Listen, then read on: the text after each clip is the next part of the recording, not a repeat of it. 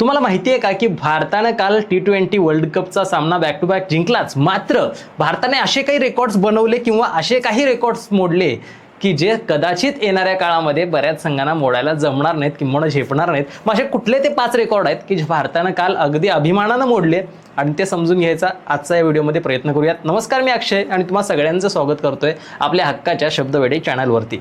मंडळी, तुम्ही सगळ्यांनी पाहिला असेल अतिशय रोमांचक सामना काल झाला. रोमांचक म्हणजे वन साइडेड, एखाद्याला डॉमिनेंट आपलं दाखवणं काय असतं आणि एखाद्याला पूर्ण नेस्तानाभूत करणं काय असतं हे भारतानं काल सांगून दिलं. म्हणजे अनेकांचे संभ्रम होते किंवा माझाही होता की अहमदाबादच्या त्या स्टेडियममध्ये, नरेंद्र मोदी स्टेडियममध्ये मॅच होतीये. आजपर्यंत आपल्यासाठी ती चांगलं स्टेडियम नव्हतं.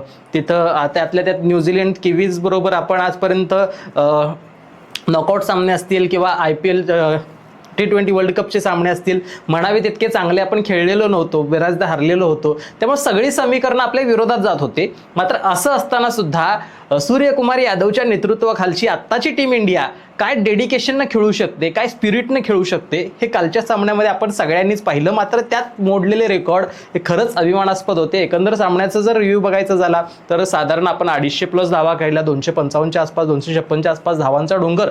सहजासहजी फायनलमध्ये ते चेस होणं शक्यच नव्हतं. त्यामुळं जो काही केला म्हणजे पहिला तर आपल्याला 15 ओव्हरपर्यंत असं वाटलं होतं की 300 गाठतंय की काय आणि एक नवीन रेकॉर्ड बनतोय की काय, पण योगायोगाने ते झालं नाही.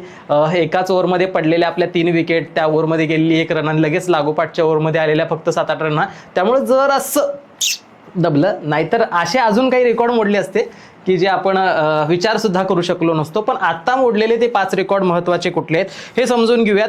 तर T20 वर्ल्ड कपच्या इतिहासामध्ये एकदा दोनदा जिंकणारे अनेक संघ असतील, मात्र 3 वेळा वर्ल्ड कप जिंकणारा, T20 वर्ल्ड कप जिंकणारा भारत हा एकमेव संघ झालेला आहे. म्हणजे 2007 साली महेंद्रसिंग धोनींच्या नेतृत्वाखाली आपण तो सामना वर्ल्ड कप जिंकला, पहिला T20 वर्ल्ड कप. त्यानंतर आपण बघितलं 2 वर्षापूर्वी हिटमॅन रोहित शर्मा याच्या नेतृत्वाखालच्या त्या संघानं वर्ल्ड कप जिंकला बऱ्याच वर्षाच्या प्रतीक्षेनंतर. आणि पुन्हा एकदा हिटमॅननं तयार केलेली ती टीम किंबहुना त्यानंतर ॲडिशन झालेले काही खेळाडू यांच्या बळावरती पुन्हा एकदा 2 वर्षात लगेच लागोपाठचा वर्ल्ड कप भारतीय संघानं आता जिंकला कालच. अर्थात आपण अशा पद्धतीनं 3 वेळा हे वर्ल्ड कप जिंकून एक रेकॉर्ड बनवलेला आहे 2007, 2024 आणि 2026. दुसरं म्हणजे back to back world cup आजपर्यंतच्या क्रिकेट इतिहासामध्ये कोणीही जिंकलेला नव्हता. अनेक मोठे संघ म्हणजे ऑस्ट्रेलिया असू देत, इंग्लंड असू देत, न्यूझीलंड तर काही जिंकलाच नाही, परंतु वेस्ट इंडिज असू दे, असे अनेक संघ आहेत की जे फार चांगल्या पद्धतीने मधल्या काळात खेळत होते. मात्र तरीसुद्धा एकापाठोपाठ एक वर्ल्ड कप कुठल्याही संघाला आजपर्यंत जिंकता आलेला नव्हता. मात्र भारताने ते करून दाखवलं. मागचा रोहितच्या नेतृत्वाखाली आपण जिंकला आणि आता लगेच सूर्याच्या नेतृत्वाखाली हा back to back world cup जिंकून भारताने एक पुन्हा नवीन रेकॉर्ड बनवलेला आहे 2024 आणि 2026 साली. त्यानंतर तिसरा आणि सगळ्यात महत्त्वाचा रेकॉर्ड म्हणजे भारतानं जो मिळवलेला वर्ल्ड कप फायनल मधला विजय आहे, हा आजपर्यंतच्या वर्ल्ड कप इतिहासातला सगळ्यात मोठा विजय आहे फायनल मधला.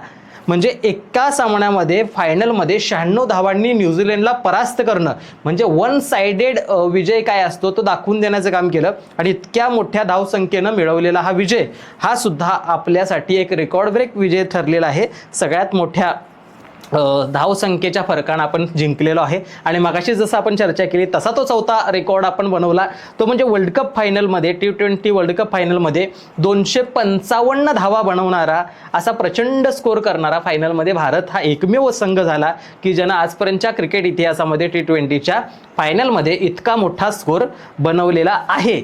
आणि सगळ्यात मोठी आणि सगळ्यात महत्त्वाची गोष्ट म्हणजे रेकॉर्डच्या दृष्टिकोनातून बघायचं झालं तर भारतानं हे करून दाखवलं की आपल्याला वाटतं की घरच्या मैदानावरती खेळणं सोपं असतं, पण क्रिकेटचा इतिहास बघितला तर आजपर्यंत कुठलाच संघ, मग श्रीलंका असू देत, इंग्लंड असू देत, ऑस्ट्रेलिया असू देत, यजमानपद स्वीकारलेलं असताना म्हणजे त्यांच्या घरात वर्ल्ड कप होत असताना कोणीही, भारत सुद्धा आपल्या देशामध्ये वर्ल्ड कप असताना कधीही जिंकलेला नव्हता.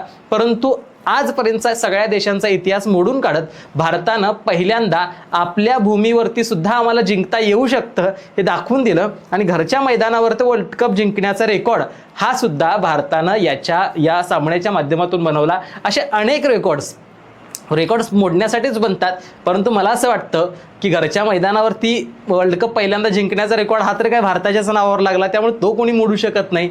बॅक टू बॅक जिंकणं हे पहिल्यांदा भारतानं करून दाखवलं, ते लगेच मोडू शकत नाही. आणि सलग 3 वेळेला, सलग म्हणण्यापेक्षा 3 वेळेला जे 3 स्टार लागणार आहेत ना आता भारताच्या जर्सीवरती, ते सगळ्यात पहिल्यांदा भारताच्याच जर्सीवरती लागणार आहेत. नंतर बाकीचे कॉपी करणारे येतील, परंतु भारत हा अनडिफेटेबल आहे असं दाखवून दिलंय. त्यामुळे हा डॉमिनन्स जबरदस्त होता. या सामन्यातले आणखीन काही महत्त्वाचे हायलाइट्स जर बघायचे झाले, की पॉईंट्स बघायचे झाले, की फॅक्टर बघायचे झाले, तर Sanju Samson what a knock. म्हणजे त्या नॉकआउट सामन्यामध्ये जर तुम्ही बघितलं असेल वेस्ट इंडिजच्या विरुद्ध, जिथं भारत तिथूनच घरी गेला असतं, परतलं असतं, काय पुढं आपलं टिकाव लागला नसता, मात्र तिथं संजूने केलेल्या त्या 97 धावा, नॉट आउट 97 धावा, हॅट्स ऑफ. आणि तिथून त्यानं भारताला कुठंतरी जिवंत ठेवलं. आणि तिथून पुढं सेमीफायनलमध्ये पुन्हा ते 89 धावा, पुन्हा फायनलमध्ये 89 धावा, आणि स्वतःसाठी न खेळता देशासाठी खेळणं काय असतं हे संजूनं दाखवून दिलं. अप्रतिम होतं. आणि म्हणून ज्याला डावललं जात होतं, नाकारलं जात होतं, त्या संजूनं पुन्हा एकदा सिद्ध करून दाखवलं आपलं कर्तृत्व. आणि म्हणूनच की काय, कमी सामने खेळले असून सुद्धा भारतीय संघाकडून सर्वाधिक धावा करणारा तो खेळाडू झाला. आणि त्याचबरोबर मॅन ऑफ द टुर्नामेंट त्याला मिळाली, मॅन ऑफ द सिरीज त्याला मिळाली, हे महत्त्वाचं आहे. जस्सीनं सुद्धा ज्या पद्धतीनं बॉलिंग केलेली होती आजपर्यंत, त्याची क्रेडिट बऱ्याचदा बॉलर्सना जात नाही, मात्र जस्सीनं प्रत्येक वेळी सेमीफायनलमध्ये करून दाखवलं, त्याच्या आधीच्या सामन्यांमध्ये करून दाखवलं, आणि फायनलमध्ये कदाचित त्याला कुठंतरी नियतीनेच एक चांगला गुड थिंग्स म्हणून दिलं की काय, बक्षीस दिलं की काय, म्हणून मॅन ऑफ द मॅच तो फायनल सामन्याचा होऊ शकला इंडिया जेव्हा वर्ल्ड कप हातात घेत होती त्यावेळेला. त्यामुळे हे सुद्धा गौरवान्वित होण्यासारखं होतं. त्यामुळे ही सध्या सगळ्यात मोठी गोष्ट आहे.